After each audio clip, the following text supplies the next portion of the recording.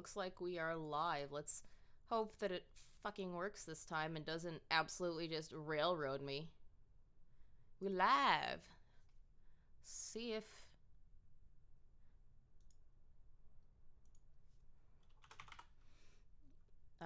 I can get this all done and not worry about any of the bullshit. I'm gonna cut through a lot of the crap that I went through earlier today when everything went tits up. So let's go ahead and get into that in a second. Trying to pull up some video stuff.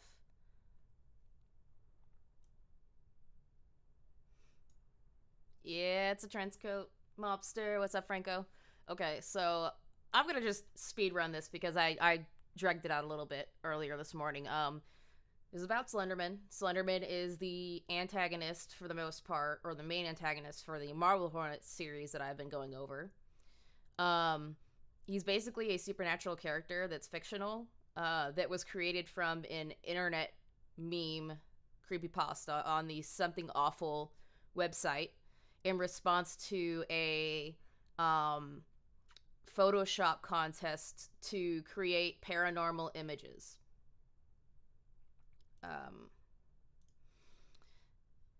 It was posted by a user by the name of Eric Knudsen with the username Victor Surge in 2009, specifically June 10th, 2009, and those pictures depicted a weird-looking guy that was humanoid, that had no face. His head was bald. He was wearing a black suit. Yes, we are back, Liam. I'm just gonna speedrun this shit. And had unnaturally long limbs. He's inspired a whole bunch of stuff like the Enderman in Minecraft. He's the operator in Marble Hornets. He's the been in multiple games or had multiple games. Slenderman 8 Pages and Slender the Arrival, which came out in 2012 and 2013 respectively. He's also in the film adaptation of Marble Hornets that apparently really sucked. He is also the reason a very strange incident happened in Wisconsin. In the Photoshop contest, there were two pictures that were posted that were all both black and white, and had depicted certain children and weird situations with Slenderman in the background. The first said, with the had a caption, "We didn't want to go, we didn't want to kill them, but its persistent silence and outstretched arms horrified and comforted us at the same time." The second one had the comment, "One of two recovered photographs from the Sterling City Library blaze, notable for being taken the day which 14 children vanished and for what is referred to as the Slender Man. Deformities cited as film defects by officials. Fire at library occurred 1 week later. Actual photograph confiscated as evidence." And from here, it kind of just sparked into this big old phenomenon. Slenderman, as Knudsen said, is a mixture of different things in pop culture. Primarily Zach Parsons, That Insidious Beast, Stephen King's The Mist, Shadow People, Mothman, and Mad Gasser of Mattoon. It's also inspired by the Tall Man from the 1979 film Phantasm, H.P. Lovecraft stories, and the surrealist work of William S. Burroughs, along with the survival horror games Silent Hill and Resident Evil. Come at me, bro. Come get me, Waldo. And basically in this kind of folklore, he usually goes after children. I'm going to go over the actual creepypastas themselves, but the weird situation that I talked about in Wisconsin was on May 31st, 2014, where two 12-year-old girls held down and stabbed another 12-year-old girl 19 times to apparently take the first step to becoming proxies of Slenderman after reading it online, apparently. Which sparked a huge, backlash and the moral panic like they did with Pokemon and yada yada, all of that stupid, this is bad, makes our kids, bad kind of quality. Nice Slenderman, this will be great. Yep. With that, I'm going to go ahead and pull up a tale that also has ties to Slenderman. And that's called The Tall Man. This is basically a German or Romanian story that was translated and talks about a character that's very similar to Slenderman. Hey, what's up again, Mike? And here's how it goes. I know of an old Romanian fairy tale, highly unpopular even in its earliest iterations. It might be based on a particular event, or perhaps it is an extrapolation from existing Slenderman stories. The translation I'm most familiar with goes like this. Once upon a time, there were twin girls, Stella and Serena. They were brave little girls and had no fear of the dark, nor of spiders and other crawling things. Where other young ladies and even young boys would cower, Stella and Serena would walk with their heads held high. They were good girls, obedient to their mother and father and to the word of God. They were the best children a mother could ask for, and this was their undoing. The Tall Man and the Cow, yeah. One day, Stella and Serena were out with their mother, gathering berries from the forest. Their mother bid them to stay close to her, and they listened, as they were good children. Yeah, 8-foot Giga Chad, yeah. The day was bright and clear, and even as they walked closer to the center of the forest, the light barely dimmed. It was nearly bright as soon as noon when they found the Tall Man. Here we go. The Tall Man stood in a clearing, dressed as a nobleman, all in black. Shadows lay over him, dark as a cloudy midnight. He had many arms, all long and boneless like snakes, all sharp as swords, and they writhed like worms on nails. He did not speak, but made his intentions known. Foreshadowing. Their mother tried not to listen, but she could no more disobey the Tall Man than she could forget how to breathe. She walked into the clearing, her daughters shortly behind her. Stella, she said, take my knife and cut a circle in the ground big enough to lie in. Stella, who was not afraid of the Tall Man, nor afraid of the quiver in her mother's voice, obeyed what her mother said. Serena, the mother said, take the berries and spread them in a circle and crush them underfoot until the juice stains the earth. Though Serena wondered why her mother asked her to do such a thing, she obeyed because she was a good girl. I'm thinking another world, another dimension, but, we don't really know that. I don't think I know that for sure, and I don't think that's totally explained that way. Stella, the mother, said, lie in the circle. Stella, though she worried she might stain her clothes, did as her mother asked. Serena, her mother said, and bid Serena to cut her sister open with the knife. Serena could not, would not. Please, her mother said, if you don't, it will be worse, so much worse. But Serena could not, and she threw the knife away and ran home crying. She hid under her bed, afraid for the first time in her life. She waited until her father came home from the fields and told him of the terrible things she had found in the woods. Her father comforted her and told her she would be safe. He went to the woods, axe in hand, and as he commanded, she stayed by the hearth, waiting for his return. After some time, she fell asleep. When she woke, it was the sound of knocking on her door at the darkest hour of night. Who is there? She said. It is your father, the knocker said. I don't believe you, said Serena. It is your sister, the knocker said.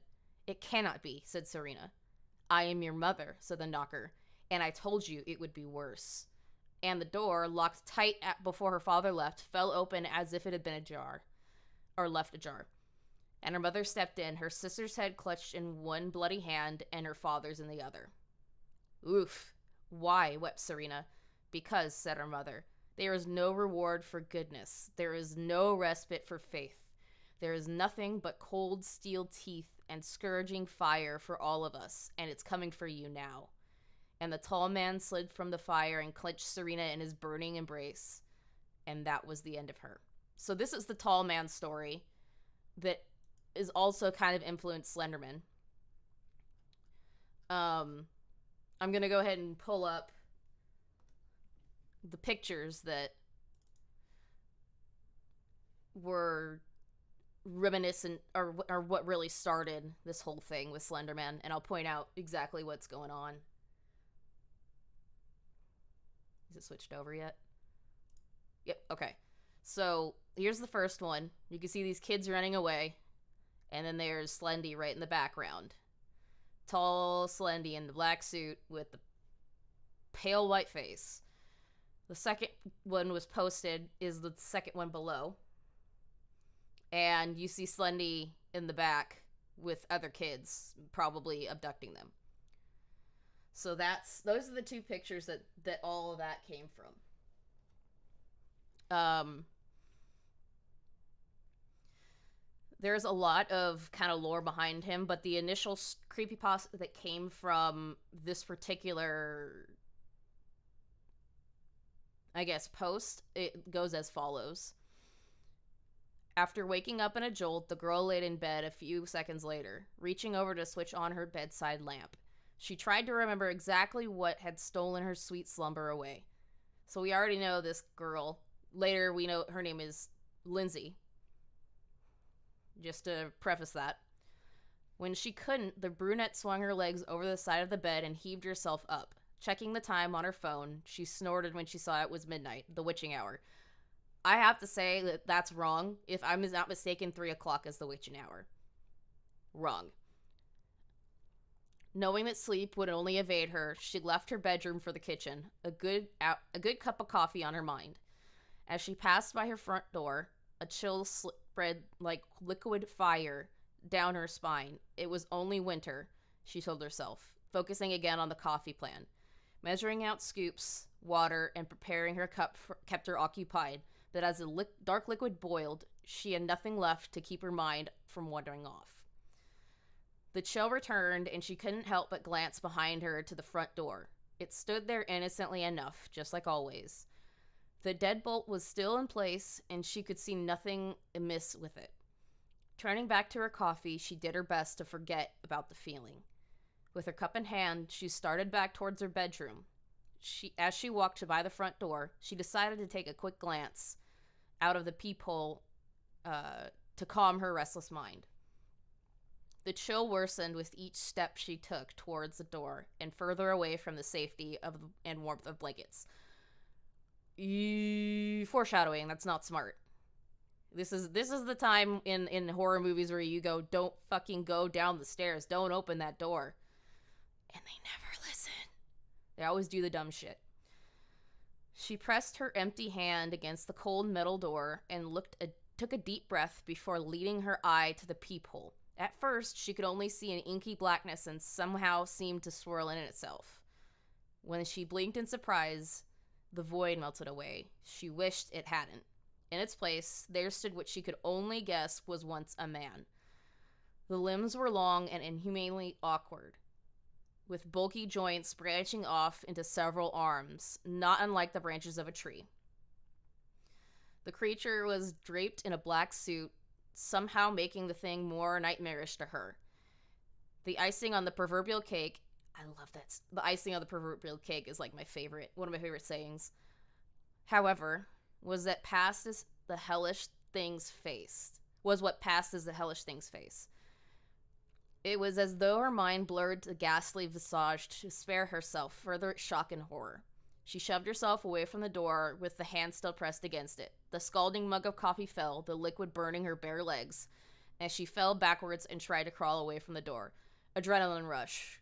If you burned yourself with hot coffee, to the point this chick probably did, you'd be screaming bloody murder. But this chick is so freaked out by what she's seeing outside of her door, she is just not thinking about it. She just wants to get away and get safe.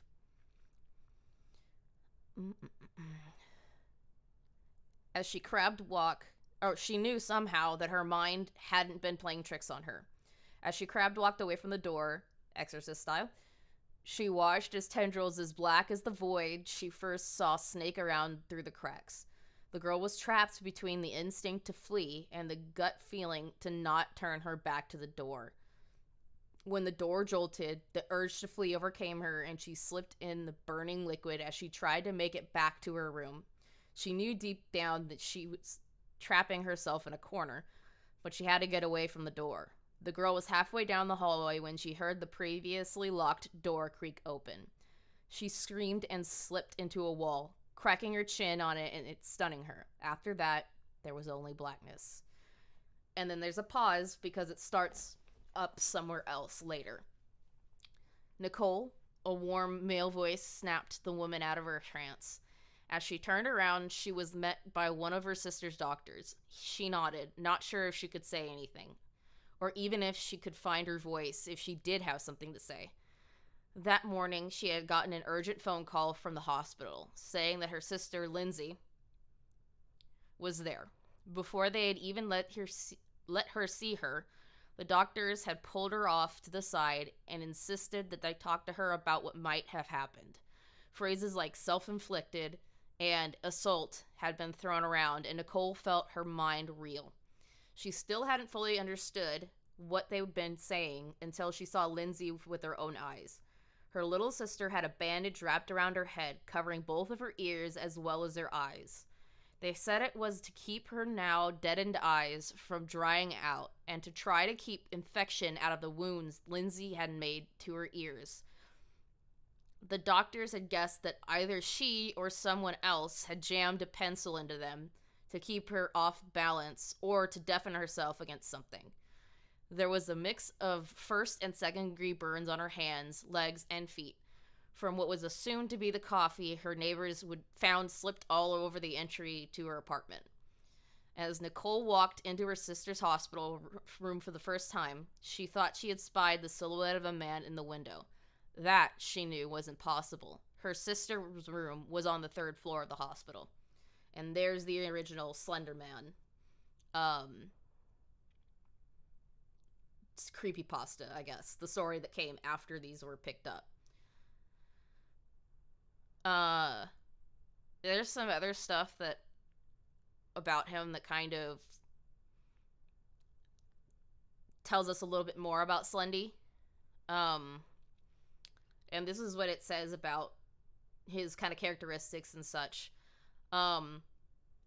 He obviously, as we've already said, he can have multiple limbs, or he can produce multiple limbs. And it's said once his arms are outstretched, his victims are put into some kind of hypnotized state, and they can't really do anything about it, which is something we see with the Slenderman story and Tall Man. He can also create tendrils from his fingers to kind of walk like Dr. Octopus. Interesting. He can stretch. He has a superhuman Mr. Fantastic stretchy shit going on. He usually will take his victims to some other location that people don't know, or another dimension that's not known. There you go. He comes from another dimension is what I'm taking from this. And the bodies are never found. There's no evidence left behind to get any kind of definite conclusion on what happened. Obviously, he's got no face. Sometimes he wears a hat. Differs between the stories. He's pretty much rumored to go after only kids, but it's not really, known if that's his objective or if he's trying to slaughter kids or whatever.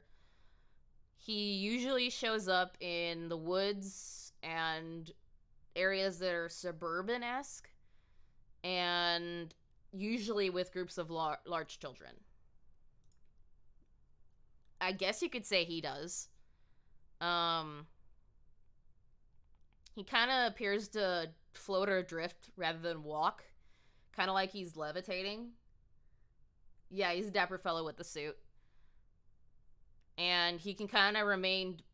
It's odd that he can walk around with how proportioned he is. Apparently, there are people that have said that they've had sightings of him, even though we all know that he's not real. There are other creepypastas that go along with this. I'm gonna go over one. It's called The Blank Face. It's really short, thankfully. And apparently it's a witness statement of an incident with Waldo. After waking up at the jolt, the girl laid in bed a few seconds longer. Oh, we've already seen this. Nope, never mind. This is just a reiteration of that first one. Tall, let's go to the next one. Tall, thin, and faceless. This is the one I left off on when things started going haywire. Walls, white padded walls. Day in, day out, white padded walls. Let me tell you why I see these white padded walls day in and day out. I am, or at least according to several doctors, certifiably insane. Hallucinations, paranoia, schizophrenia, multiple personality disorders, the list goes on and on. I was a normal, working-class man living the American dream. I had a wife and 2 children. My income was high and my debt was low. I had it all. Then things started to go wrong. They started to go in a direction I couldn't even fathom. Foreshadowing! Gotta love it. Man, you wanted to meet him? Lol, conf, lol. My wife and I had always wanted to go to the British Isles, but for the longest time, the money wasn't there. It took 7 years and 2 promotions before we could even begin to think realistically. Anyway, after months of careful planning and preparation, we were on a plane flying over the Atlantic Ocean. Just me and her, no kids, no job. Nothing but a beautiful scenery and relaxation for 24 straight days. That's a lot of time. That's almost a month. Jesus. Fast forward a week. Having taken in many of the big city sights, we decided to see some of the smaller places, out in the countryside. We packed a small bag of essentials and took a cab to the rural side of England. This is where things started to go wrong. Of course it does. Not the whole world is coming to an end wrong, even though I sure felt like it, just wrong. We came across an old tailor in a moderately decorated cabin. He said he had been making suits for over 75 years. My interest was piqued. I decided to splurge a little bit and buy one. Nothing beats the craftsmanship of a home-tailored suit. I've never heard that, but okay. After paying for it and calling for a cab, a picture on the wall caught my eye. It was old, black and white, mid-50s. It was a very tall and slim-suited man standing on a grassy plain, whose face appeared to be smudged out. It was old. I didn't think much of it. Even so, something about this picture was unnerving. It gave an odd vibe. It felt almost menacing. I inquired about the photo, but the old man refused to talk about it. That just added fuel to my mental fire. Yeah, I could see that. Days upon days had passed. My wife and I took in every site, every castle, every grassy knoll we possibly could, but alas, eventually we had to go home. Part of us wanted to stay, but we were exhausted. There was no way we could spend any longer there. Our flight back home was vague, as we were both asleep most of the time. The drive back home was hazy. We just wanted to relax. As I pulled into the driveway, something was off. Something didn't feel right. I got that same feeling I had when I saw the picture inside the tailor's home. It was a feeling of dread and curiosity. I didn't want to continue, but my mind forced me to. I stepped out of the car, and when I stood onto the concrete, my legs suddenly gave out. I fell to the ground onto my right hand and found myself unable to force myself up. I must be more tired than I thought. My wife helped me up and supported me up to the bedroom. I was going to be asleep for a very long time, or so I thought. That night, I was plagued by nightmares of the suited man on the grassy plain. It wasn't really a bad dream as much as it was his presence haunting me in my subconscious. Just standing there, unnaturally tall, unnaturally thin, standing there without a face, without an identity, and no matter how hard I tried, his face never focused. It was as though the picture had come alive in my thoughts, but remained unchanged. This went on until I had been abruptly woken up by the sound of a smashing lamp. I raced down 2 flights of stairs leading from the bedroom to the living room, armed only with the brick we used as a doorstop. I slowly crept to where the only lamp in our house used to be. I knelt down to pick up a piece to examine when I felt a slight blow of wind from behind me, like a person was running past. I shot up faster than a startled cat. I spun around to see what or who it was. My eyes had still not adjusted, so surrounding me was nothing but darkness. My next thought was to listen. Nothing. Not a single thing. Not even the sound of the house settling. Maybe it was my nightmare, or fatigue playing tricks with me. Maybe we had a slight tremor that caused the lamp to inch off the table. Regardless, I was tired, and I sorely wanted to get some nightmare-free sleep. It didn't happen. Throughout the rest of the night, the Slenderman was everywhere within my dreams. He was a bit curious, though. He only ever seemed to cautiously hide behind trees. Only in the original photo was he completely exposed. Even subconsciously, I wished I hadn't moved next to the forest. He could be lurking, knowing he could be lurking, watching me, analyzing me. I didn't take long to force myself awake. 10:46 a.m. I looked to my left. I looked to my right. My wife was calmly sleeping, lucky her. I dragged myself out of bed and slowly made my way downstairs. I half expected the TV to be blaring with my kids' eyes glued to the screen, but then I realized that they were at their grandma's house. They were due back that day. I was going to miss the quiet. It was all right. I missed the kids even more. I continued down the stairs, hoping to get a game of solitaire in on the computer, when something made me feel very weak and hollow. The lamp wasn't broken, but it wasn't brand new either. Someone took the pieces and shoddily glued them back together, and the glue wasn't glue. It was black and rubbery, like tar. I would have tasted it for origin, but that's never a good idea. My wife needed to wake up soon. I was starting to panic. I explained what happened the night before about the lamp and the nightmares and such. She just rolled her eyes and told me it was nothing. Told me I was on something. Wives. Women. Keklamau. Sometimes I think they do it on purpose. Still feeling uneasy from this morning, I managed to force myself to look into the forest behind our house. It was very calm, nothing out of the ordinary. It wasn't completely dark, so I didn't look nearly as ominous as it usually did at night. I was badly lamenting this night in particular. Suddenly, I saw a light out of the corner of my eye that caused me to nearly jump out of my skin. It was just the kids getting dropped off. I swear I was thinking too much into this. I couldn't keep my nerves steady half the time. Hours passed. We played with the children. We put them to bed. We relaxed on the couch. My wife was asleep on my chest. I was nodding off. I slowly closed my eyes. It wasn't long before the quiet was broken and my wife and I were woken up. A window broke upstairs. In a panicked fury, we ran up the stairs as fast as we could. Our oldest son, scared out of his mind, said it came from his brother's room. Without even thinking, I kicked the door in. Only the nightlight in the far corner brought light to the pitch-black room. And there he was, the man from my dreams, the Slenderman, hovering over my son's bed. Having seen him, I acted without even knowing what was going on. Punches were thrown, long black tendrils whipped all around. The last thing I remember was being held tight above the ground and thrown against the wall. That's when I blacked out. When I came to, my wife was in tears. I had 3 cracked ribs. My son was gone. The Slenderman had my son, and there was nothing I could do. But I knew he was going to come back. And that was when I could get him.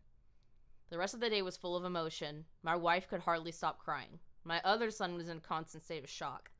I could barely think straight. I did, however, manage to call the police. I told them that my son had been abducted by a man in a long black suit. I kept the details of the tendrils to myself in fear they wouldn't believe me, but that was the least of my worries. I needed to figure out when he would return. The police showed up and took each of our statements. They examined my son's room. They did a quick scour of the forest outside. It seemed not a single piece of evidence was found. Like we have just learned about no traces being found from the Slenderman victims. They had begun to leave when something hanging from a very high up branch caught their eye. It was a piece of material, black, pinstriped, much like the suit I bought while I was on vacation. I pointed this out to the police, and they inquired to see my suit. I gladly shoved them away. When they opened the closet door, what they found was beyond belief. Wrapped in my now tattered suit was my son, completely drenched in blood. He didn't look conscious. Both myself and the police were shocked and disgusted. That's when I blacked out. When I came to, I was in an unfamiliar place. Gray painted walls, small windows on one of them, one exceptionally bland table. Great. I was in an interrogation room. I sat there alone for the good part of the hour before actual human life entered the room with me. Now my memory is a bit hazy at this point, so I'll try and sum up the conversation as best as possible. The officer had said, "Your son didn't survive. Deepest sympathies to you and your family. You have not been proven guilty, but evidence leans towards it. A further investigation must be held. You will be brought back home, but you will be under constant surveillance," and so on and so forth. You fucked, dude. I was driven home in the back of a police cruiser. Last time I was there was in high school, when vandalism was the cool thing to do. I was welcomed with open arms from my still sobbing wife and my emotionless son. Going back wasn't easy. Thankfully, we didn't have to stay long. The police explained that we were going to stay at a hotel for a few days. We gathered our things when a picture from our fridge caught my eye. It was a picture my late son drew. When I saw it, my heart nearly stopped. In the cutest crayon drawing you can imagine was my son standing next to a tall, faceless man in a black suit. I made sure no one was around to see me stuff the picture in my pocket. The hotel was what you would normally expect. Simple wallpaper, 2 twin beds, 1 TV, cheap flowery design on everything else. It would have to do since we were stuck there. We settled in, placing out our stuff and lying down. I, on the other hand, went to the bathroom, the only place I knew that was private. I locked the door and took the picture out of my pocket. I scoured the page for clues, but to no avail. All that was there was a crude drawing and his name scribbled into a bottom corner. The thing that unnerved me most was the fact that the Slenderman had no face, no identity, not a single outstanding feature. It riled me to the core. But I had enough stress from the day. I needed to sleep. Badly. The night was rough, but I managed to. Not a single dream with the Slenderman either. Then a banging came from the door. Half asleep the whole time. It scared the shit out of me. I turned to my right, 5:14 a.m. Heads were going to roll. I dragged myself out of bed and slowly opened the door. It was a police officer that drove us here. He had a look of panic on his face. He said my son was missing. Nothing clicked. It took me a minute to wake up and grasp reality again. My son's body was missing. Snatched right from the hospital, but this time I knew where he was. I had to go back to the forest. I had to find the remains of my suit. It was the only way to stop the Slenderman, but I knew it wasn't going to be easy. Dude is like tripping. He's tripping balls. I had asked a police officer if he could drive me back to my house, as I had forgotten something. He pondered a moment and obliged. This time, I had been allowed to sit in the passenger seat. The ride there was quiet. I tried to get some sleep. He didn't start any conversation. When we got there, I was careful to make sure no one else saw me. I entered the house through the front door and quickly escaped out the back, headed for the forest. It was still very dark out, so traversing the heavily wooded area was not easy. The only light that came through was that of the moon, so I walked, almost blind, hoping to find some scrap of my suit. It seemed to be impossible until amidst the darkness I saw a scrap of paper. The white of it stood out like a sore thumb. I leaned down to pick it up. When I turned it around, what I saw completely horrified me. It was another drawing by my son, with both him and the Slenderman. But this one was different. There were 3 other people. A boy the same height as him. An older-looking girl, and another boy as big as the girl.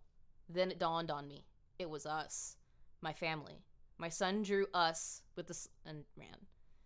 Then I saw a beam of light. It was a police officer. I ran up to him and showed him the picture. I explained that my family was in great danger. All he told me was that there was nothing he could do. He said we should go back to the car and we'd go back to the hospital. A million thoughts ran through my head. Should I concede? Should I resist? What I did next is peanuts compared to what was about to unfold, but I didn't know, and looking back, I didn't want to. I gave into the police officer's request, and began to head back to the car. While he had his back towards me, I picked up fair 6 stone and brought it up upon his head. Oh, he just fucking clocked the police officer. What? Nut job. He staggered a bit and fell to the ground. I took the car keys off of him and ran towards the car. It was still dark. I needed to get back to the hotel. I screeched to an immediate halt in the hotel parking lot and ran towards the door where we were staying. I swung open the door to behold the one thing I was trying to prevent. Amidst all the blood that painted the room were 3 bodies making a circle around the Slenderman. He turned and looked at me. His hollow, non-existent eyes stared deep into me. Emotions I had never felt before, emotions without names, filled my brain and body. Your family dead. It was like he was making me feel everything he ever had. And with an outstretched hand, he said only one thing that would be burned into the back of my mind forever. Help me. Sirens came from behind me. I turned to see the police cruisers pull into the parking lot and watch them get out, using the car as shields with their guns aimed at me. I raised my hands above my head. I slowly looked behind myself to see the Slender Man fade to nothing, leaving only a tattered suit in a heap on the floor. He'd killed my family. My life would never be the same, and yet something told me I was never going to see him again. I would never be able to expect revenge, even if I figured out how. Everything up until the white padded walls isn't exactly clear to me. I've been told that after they saw me in the hotel with my DNA on the suit, I was made the primary culprit. After they arrested me and subjected me to frivolous testing to which they got nothing more than unintelligible noises, I was submitted to this place. The white padded walls. The same white padded walls I see all day, every day. No one will know what happened to me and my family. The emotions that were broadcasted to me caused me to lose my ability of speech. Now all I can do is write and draw. I write out the emotions that the Slenderman felt. I draw the things he has seen. They are what keep me here. I am a victim of another man's emotion. Sometimes I feel like I've become him. Like we are the same being. That day, I learned something. We were Slender. I think that's him admitting that he's the guy that killed his family. Jeebus.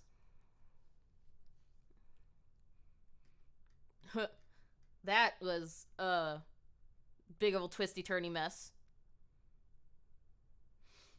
There's another one, but I don't really feel like reading that out. So what I'm gonna do is we are gonna start watching some really stupid videos of apparent Slenderman sightings. The guy that does this is Dark World. If you want to see all his other stuff, he does a lot of I guess content that's geared towards like creepypasta stuff. But why don't we go ahead and get to it? Okay, this is number 5. What a twist, yes. Oh. Thing is falling over. Okay. So this looks like it's a CCTV thing. Interesting. But I'm sure it's gonna be ridiculous. Oh, is that him spreading his tendrils everywhere, it looks like? Ooh. Creepy. What is he doing? He's lowering himself behind the bushes, it looks like. This is interesting. There's the hand. God, these are so ridiculous. This is so ridiculous already. I love it.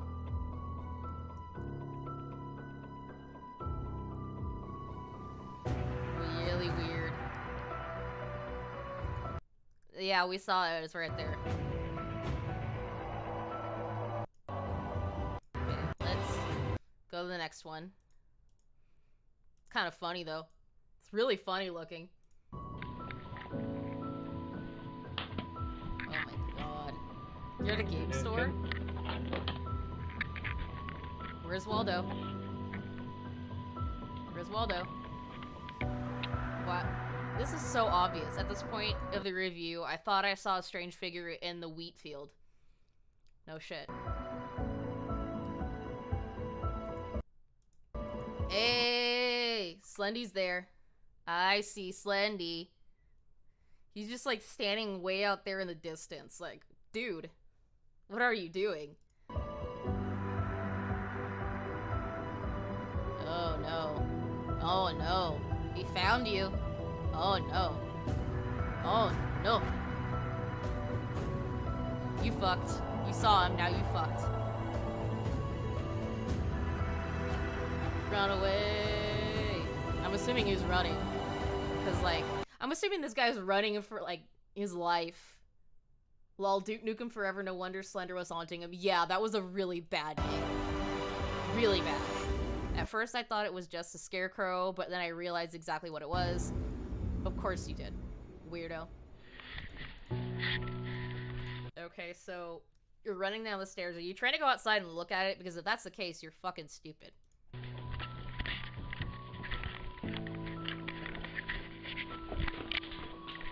He's running. Yep, he's going outside. Are you fucking stupid? You're stupid. If you know what it was, you know not to go after it. Try to stay away from it. Oh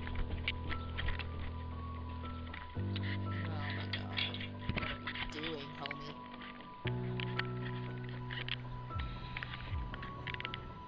Homie. What are you doing? He gone? Is he gone?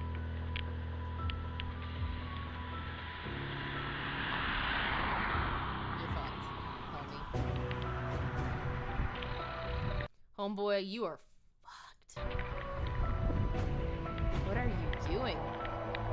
Like, get away. Oh no. Oh no, Slendy see you. Oh no. Oh no. Oh no, no, no, no, no, no, no. You did. Straight after I saw the Slenderman, I blacked out. When I regained consciousness, I knew the Slenderman was after me. I figured this was because of the footage of him I uploaded earlier this year.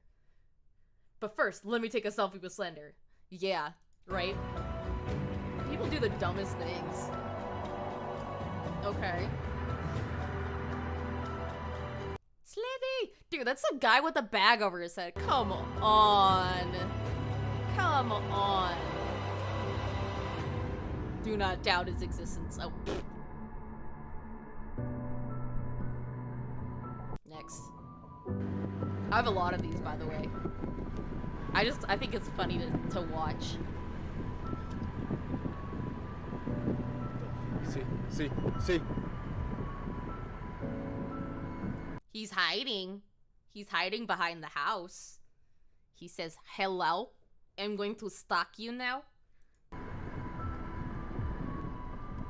Come on.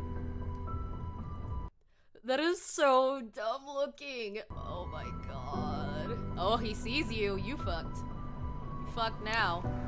Oh, he gone. Slenderman! Did you see that? Oh my god. Do not doubt his existence, TCS. Ah.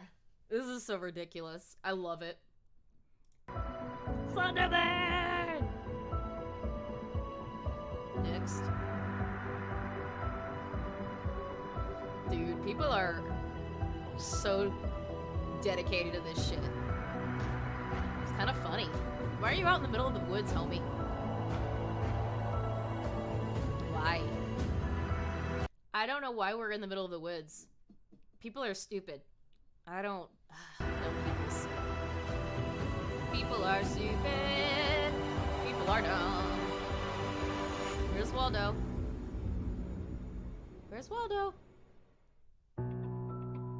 He's going deeper into the forest. Oh my god. Do we not know this is bad?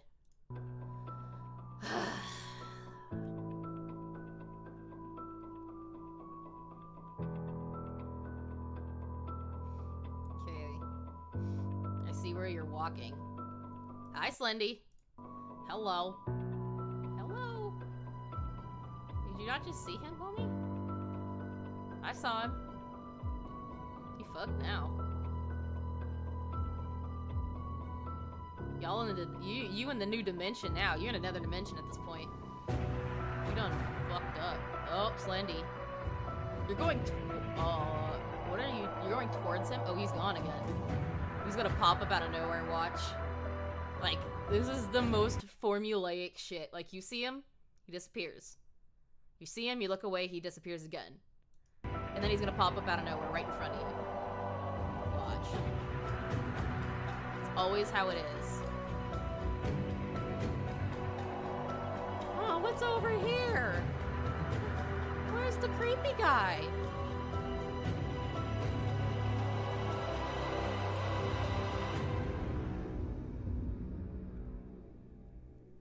Where'd he go? Where'd he go? Where did Slendy go? Waldo, we're trying to find you. Where are you at? Turn it around. Watch, turns around and Slendy's gonna be there.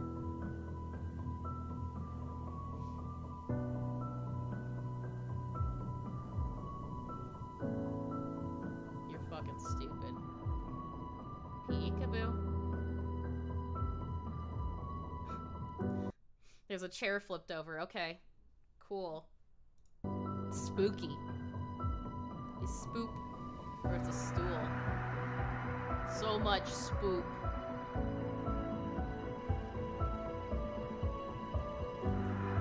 Something's not right with this. Oh, you done. I hear the disturbance of the camera. You fucked now. Yep, you fucked now. You fucked now, homie. You fucked up. Waldo has found you.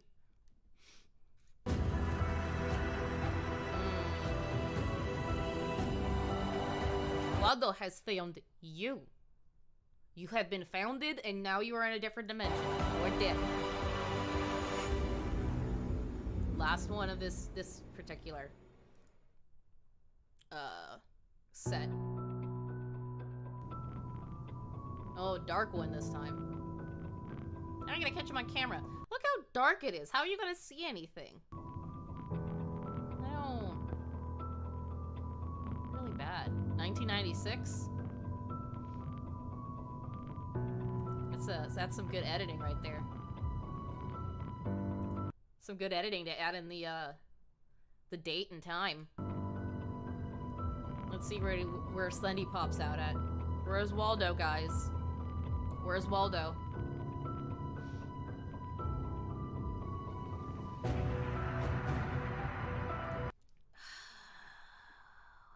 Just show him already. This is taking too long. It's taking too long for me. I'm impatient. I'm not a patient woman. You're taking too long. What is...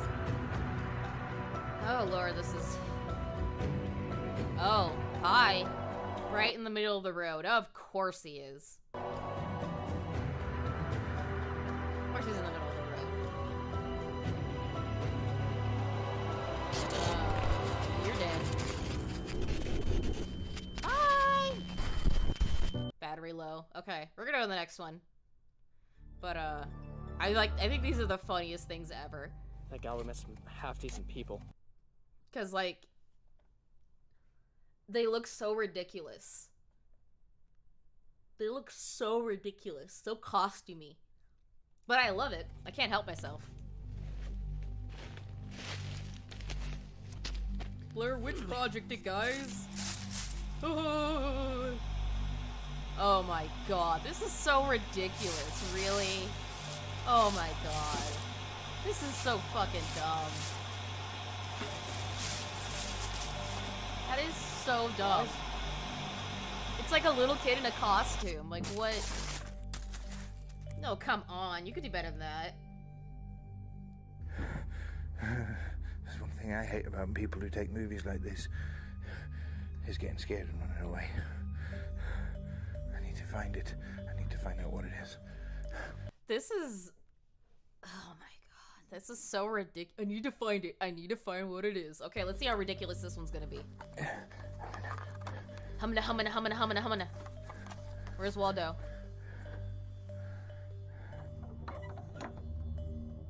Where's he at? Where's Waldo at, yo? Hi. He's watching you. Hello. Where is Waldo? Where? Oh, he's watching you. Oh, he's watching. You are fucking dead. God, these are so ridiculous. They're really bad. Hold on. Oh, hi. That was really dumb. I'm not impressed. Nobody liked you anyways.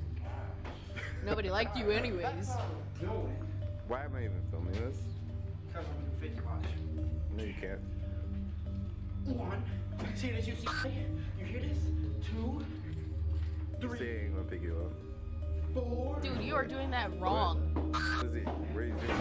Oh. That's a little more effort. Hey, Hey, Nathan's out there somewhere. Right? No, but... That's a little more effort. Something wrong. Ricked.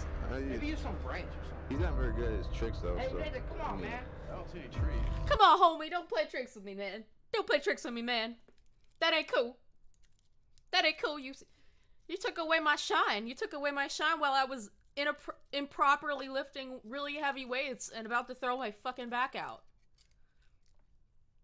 Nathan, There's a tree over there. Nathan, come on. I could count. Hell, of course, it's behind my... Oh. Boom. Got him. That was the vacuum. What the f was that? Okay, that's a little bit better effort, I guess. What the heck? What the That is Editing. the best prank ever. I can't even. Editing. Bloody Mary. Okay, slay Slenderman 3 times, he'll probably show up. Slenderman. This is hilarious. Slenderman. Nasty. Slenderman. Nasty. Ah, I did it! Gotti. Alright, last one for this video. These are so funny to me. I was running earlier because I really hurt my knee when I was doing the stair thing today. Have I ever told you this neighborhood's always creeped me out? Like really bad. Why? I don't know. This is creepy. The scripting for these people is hysterical too. Like, it's so ridiculous. Uh-oh. I saw something, I'm gonna go Dude, hide let's go now. back up to the... Dude, oh my god. Oh my god, it's Zoom in Slenderman. on it. Whoa, what is that? Zoom in on it. Zoom in on it. Oh my What the god. heck? What the? We gotta get out of here. We need to Should we leave. go? We gotta go get Steven though. Why do you gotta go get Steven? You need to fucking run. We gotta. Dude, we need... Go! Kids. I'm so scared. I can't believe we made it up. I'm gonna check if he's safe. Hi! Dude, he's there. He's there. Connor, I'm This is freaking out. so stupid. I'm so scared. I'm so scared. I'm freaking out. I'm really bad feeling, man. I know. Yeah, Where is he, man? I think is that him over there? I I can't tell. got got. Go! Run! Gonna get ya. Gonna get ya. He got ya. Hi. These are so predictable. Oh my god, this is hysterical. I can't stop laughing. I fucking can't. It's just too funny. This is so entertaining. I am entertained by how dumb these are. Sorry, I had to go and close my door. All right. See if there are any other good ones. I might do like 1 or 2 more of these and then call it at that. Make it a shorter stream. Oh, we saw this. Version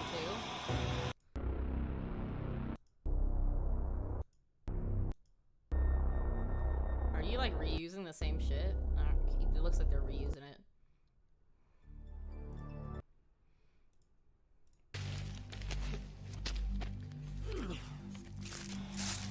Why are they showing the same video? There's one thing I hate about people who take movies like this. Yeah, I think we're done with it. They're like the same videos over and over again.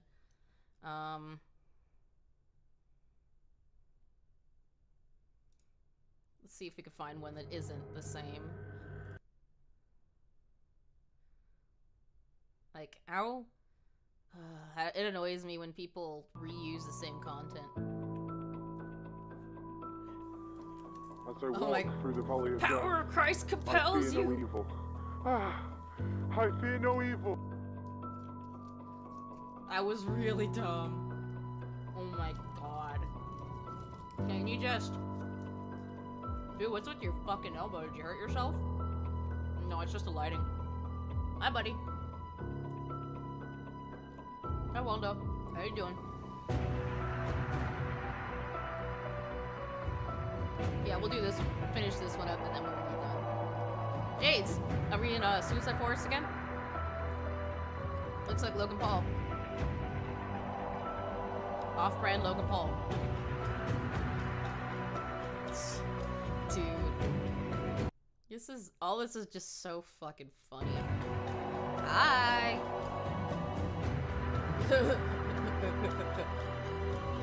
Slenderman is like the ultimate troll. He waits for you to be doing something at night or in the middle of the day, like without anybody there with you. And then he just pops up out of nowhere and is like, hello, you're about to die. You have been chosen.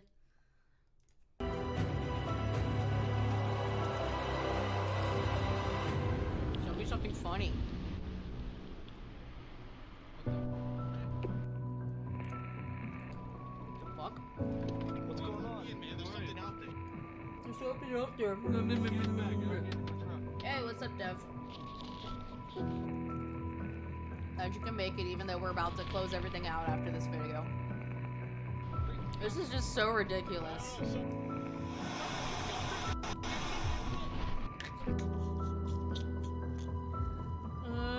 Okay. Show me something really funny. Come on. Show me something funny. What's going on? Oh, hi, Slendy. Well, what's up, buddy?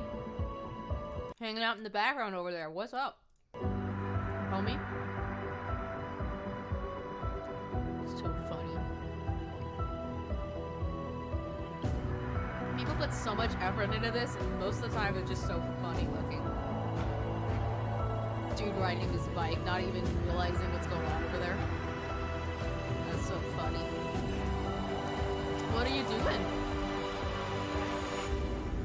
That's that. Or did he just like... Okay, so this looks like guy went for a ride and then put his camera down somewhere, or somebody's filming it, and Slendy's in the background like, yo, what's up, homie?